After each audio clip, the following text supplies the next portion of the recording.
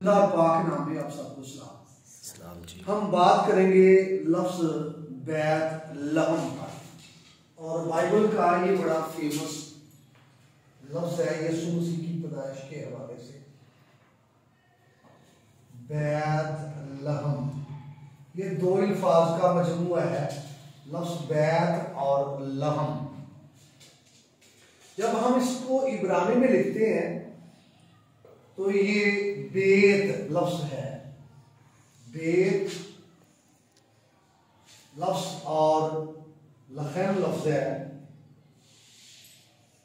लखैम।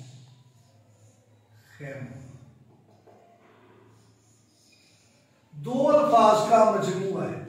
इब्रानी के मुताबिक इसका तलफ़्फ़ुज़ बेत है और लखैम है, और ये उर्दू में बैत और लहम है। ये अरबी से लिया है उर्दू में। तो इब्रानी में इसका मतलब है रोटी का घर, रोटी का घर। इब्रानी में इसका मतलब ये है। बेत लखैम इसका तलफ़्फ़ुज़ है इब्रानी जुबान, तो उर्दू में बैत लहम। जब हम अरबी में इसको मद्देनजर रखते हैं बैत लहम को, तो इसका मतलब है गोश्त का घर अरबी जुबान के मुताबिक। लेकिन उर्दू का लफ्ज बैत लहम इब्रानी को मद्देनजर रखे तो इसका मतलब है रोटी का घर। इसका जो पुराना नाम है बैत लहम का वो है इफराता। क्या? इफराता।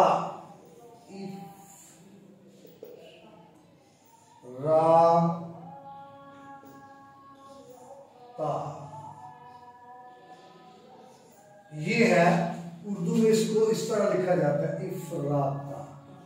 ये पुराना नाम था इस शहर का। बैत लहम का पुराना नाम क्या था? इफराता। तो इसका इफराता का जो मीनिंग है वो फल के साथ है, फल। और आपको याद होना चाहिए बैत लहम जो शहर है, ये दो शहर थे इस नाम से जो कहलाते थे। शायद सब लोग इस बात से वाकिफ ना हो। बैत लहम के नाम से कितने शहर थे? दो। एक शहर जो था वो था यहूदा का बैत लहम। किसका? यहूदा का। इब्रानी को मद्देनजर रखें तो ये यहूदा का बैत लहम है, और अगर यूनानी को मद्देनजर रखें तो ये यहूदिया का बैत लहम है। तो दूसरा था ज़बूलून का। किसका जी? ज़बूलून का। ज़बूलून का। और वो आपको मिलेगा यशवा की किताब। पढ़े कोई आप में से? पढ़ते 19वां बाब 15वीं आयत। पढ़ते जरा कोई, जल्दी से पढ़ते। और किताब और नहलाल और सिमरून और अदाला और बैत लहम, ये 12 इनके गांव बनी ज़बूलून के घरानों के मुवाफिक इनके। थैंक यू जी। ये जो शहर है बैत लहम, एक यहूदा का और दूसरा ज़बूलून का है।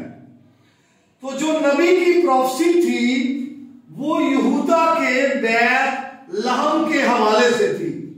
मीका नबी की किताब, उसका 5वां बाब, उसकी पहली 2 आयत पढ़े आप, तो आपको पता चलेगा कि मीका नबी ने यहूदा के बैत लहम के हवाले से ये प्रोफेसी की थी, और वो इस तरह से पूरी हुई है।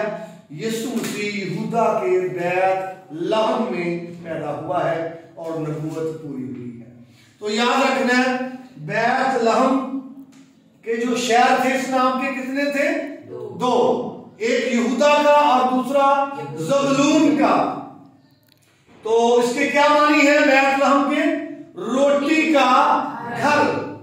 आमीर, रोटी का घर। तो कितनी खूबसूरत बात है। यीशु मसीह ने कहा मैं वो जिंदगी की रोटी हूं जो आसमान से उतरी हूं। तो कहा यीशु मसीह आए? बैतलहम में। और ये पुरमानी बात है।